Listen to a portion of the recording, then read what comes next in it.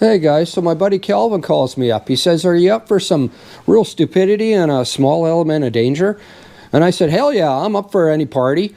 And yeah, stick around. Maybe we'll see if the garage burns down.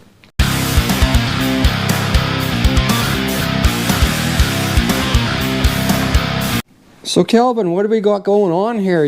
I see a Buick big block on the floor. Oh yeah. A pair of dual quads. Yeah, some little bit of redneck action just for fun. Yeah, so what's the plan here?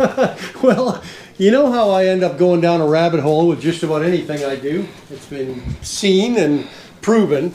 But, you know, I just want to build something for fun. Kind of a little bit on the, maybe kind of roadkill-ish, a little bit of back to the way we used to be when we were kids. And yeah. So these projects always start weird, right? And I was out at a customer's and he had an intake manifold. And I'm like, whoa, dual quad intake? What's that for? He says, well, not sure, but I think it's GM of some sort. And so we flip it over, check the numbers, and it's for 400, 430, 455 Buick. And I'm thinking, you know, those are torque monsters. Those can be a lot of fun. Now I got to find an engine because you can't pass up an intake like that when the price is right.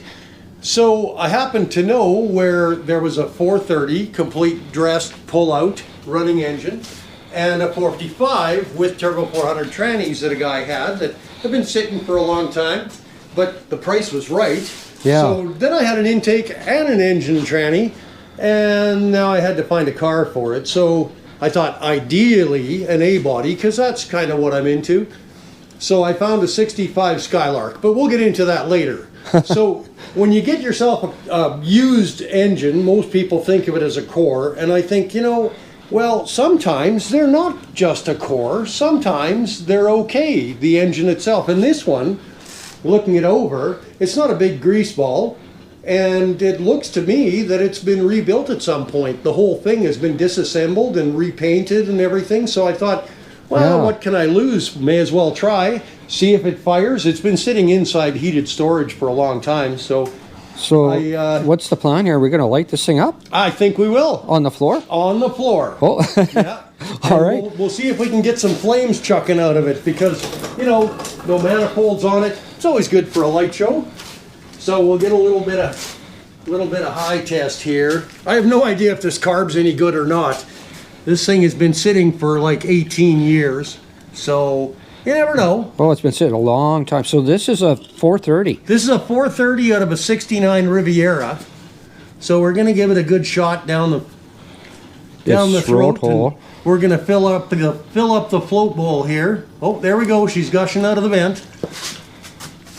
Give her a little bit of extra to think about. Oh yeah, that's too much. That's just right.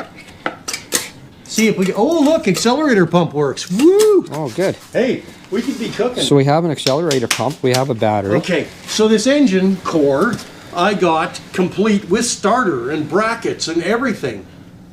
So let's see what happens.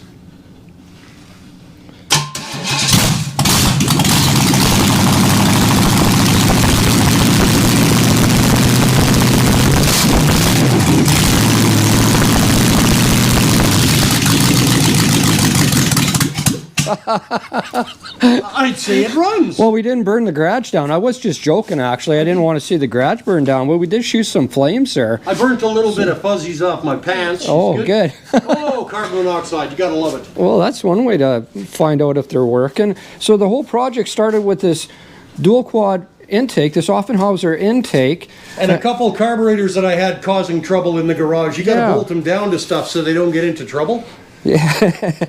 So you found that by chance at a customer's, and that turned into this, that you obviously got a deal on this, and it runs, it lives. It's got, I see some accessories on there.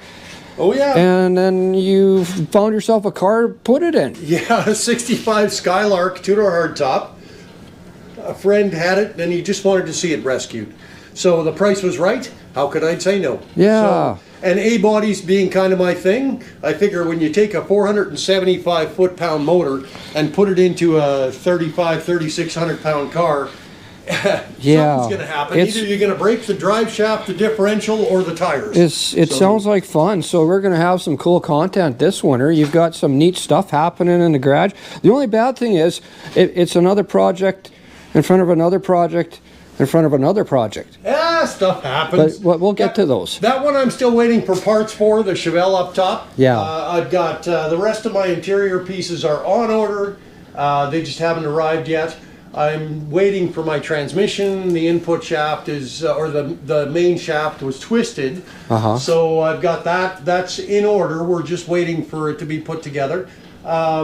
And the Chrysler, well, it was supposed to be in storage by now, but due to unforeseen things, it'll be hopefully in the next week and a half. That one will go away, and then I'll have room to play, and then I can get the Buick here. Yeah. I've kind of affectionately named this Buick project the Bus Butt Ugly Skylark, or I don't know, bent up, beat up Skylark. I don't know. It'll be the Bus. So this won't be on the same level as a Beaumont build. This will be more of a fun.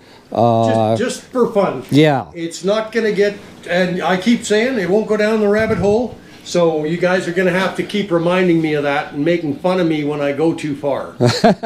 Sounds good. We're looking forward to all the cool content in Kelvin's garage. We're shooting flames already. It's a good start. Thanks for having me over, Kelvin. Appreciate it. Take care.